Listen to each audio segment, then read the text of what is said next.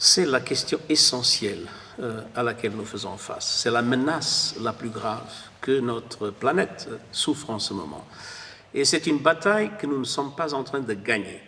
Le climat, le changement climatique est en train de courir plus rapidement que nous.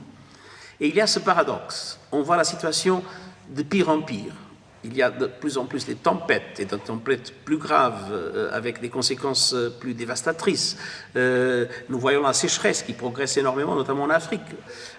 On voit ce qui se passe dans l'Arctique, on voit ce qui se passe dans les glaciers. Nous sommes ici tout près des glaciers.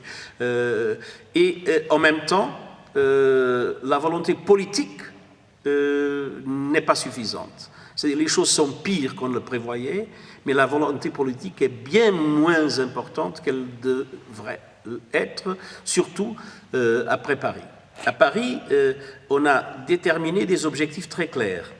On a pris des engagements de réduction des émissions, des engagements pour réduire le changement climatique. Ces engagements n'étaient pas suffisants pour atteindre les objectifs. Croissance d'1,5 maximum de degrés. Aujourd'hui, on sait qu'il faut être à 1,5 degré en fin de siècle.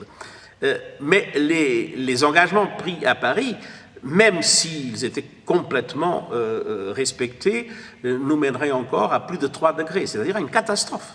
Mais malheureusement, même ces objectifs, même ces engagements ne sont pas en train d'être respectés.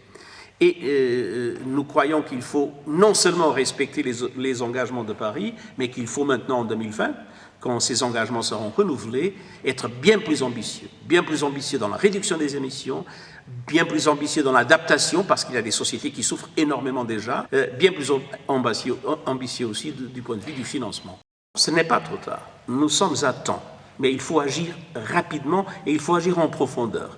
Il faut des transformations du point de vue énergétique, des transformations du point de vue industriel, des transformations du point de vue agricole et des transformations du point de vue de la mobilité.